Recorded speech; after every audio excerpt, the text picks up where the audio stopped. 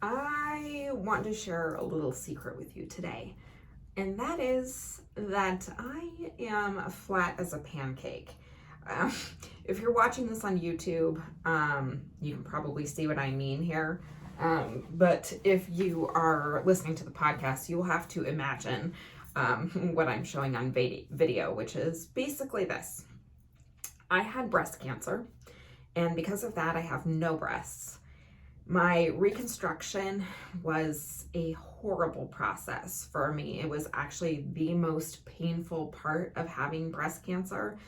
I ended up having my breast implants removed because I hated the way that they felt, and what is left behind is not attractive in the least. I have scars everywhere. I have them on my chest, I have them on my neck, I have tattoos on my body because of radiation. I have gained weight from chemo, and I looked completely different before cancer. Even my arms are different. Like this arm, I had a blood clot in it because of one of the drugs I was taking to prevent the cancer from coming back. And this arm is still more full than the other arm. So I just don't look the same. Before cancer, I was an hourglass shape, which I'm obviously not anymore as I don't have breasts. My hair was long and thick and curly, and I had a great set of eyebrows. Post-treatment, I obviously no longer have that hourglass shape. My hair is much thinner than it used to be, and my eyebrows literally never grew back. What you are seeing on video and in my pictures is microblading and my filling in with eyebrow pencil. And yet, I now feel so much better about myself than I ever did. And I'm not sure if that's because I no longer am looking for outside validation in the form of, men offering to help me with things, or maybe it's because I'm no longer going outside.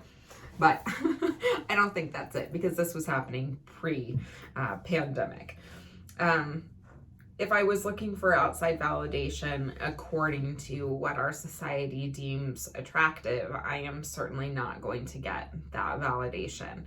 And I'm really glad that I don't seem to need it anymore. I don't usually go out in public making it really obvious that I'm flat. Or even, I guess I wouldn't even say I'm flat, because there's flat and then there's concave, which is what is happening to me, especially on the side that I received radiation on. For a long time after I had those implants removed, I wore really lightweight prosthetics, which, if that's your jam, all the power to you. And I highly recommend checking out Handful. They're basically sports bras with really, really lightweight prosthetics in them. And so they were really comfortable to wear. But I basically woke up one day and realized that one of my big goals in life is to show up and be authentic and unapologetically me. And if I was going to do that, I was kind of apologizing for my body by wearing those prosthetics. I was hiding it. And for who? I don't even know, because I knew what was there. And by hiding it in front of other people, it was making it so that what happened to me was not obvious. And I was doing that basically to make other people more comfortable, because honest to God, if you saw somebody if you're trying to have a conversation with someone and they had just like a really obvious scar, I know from personal experience, you want to ask what happened. And if someone is showing that scar, you don't know whether it's because they're comfortable discussing it or because they can't hide that scar. And for me, I want to be able to talk about what happened to me to raise awareness to other people that it can happen to young people, because I was 34 when I was diagnosed with breast cancer. I did not have a lump, and I also didn't need the reconstruction that is known in the industry as being standard. I didn't need it. I think a lot of people say that the reconstruction is there to try and replace some of what you lost to cancer. But at the end of the day, no one can replace what I lost. Women with reconstruction often do not have real nipples. They don't have sensation of any kind on their chest. And at the end of the day, if you don't have sensation and you can't feel anything, like for me, I was like, what's even the point? I don't need that. And I can't get it back. So the reconstruction felt like a really like trying to make a silk purse out of a sow's ear, as my mom would say. It was like, we're going to give you something that is incredibly painful to go through. I went through 5 surgeries and still ended up looking, I'm scarred. I'm scarred for life.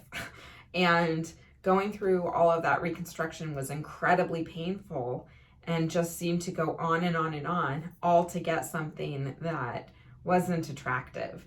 And what was the point for me? For me, I don't need that to feel whole.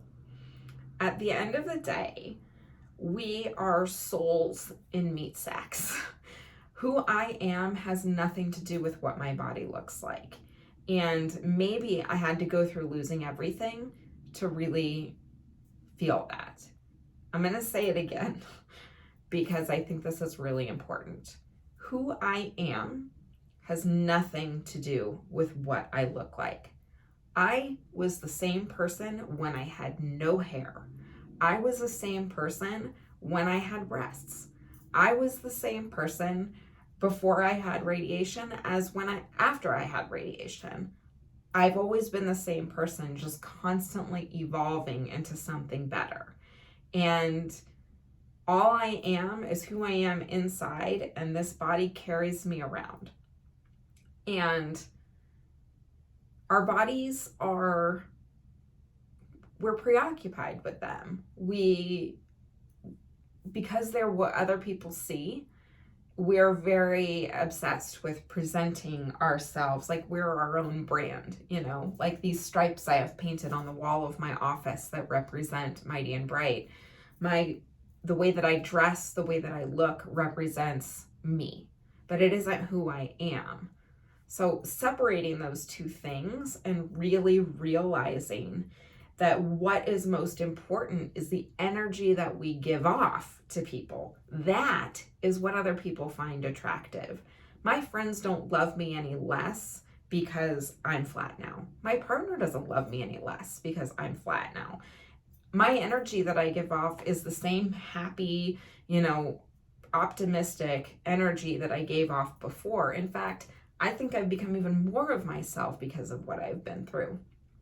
And that is what's important. You can weigh 300 pounds, and if you are happy, that is what matters.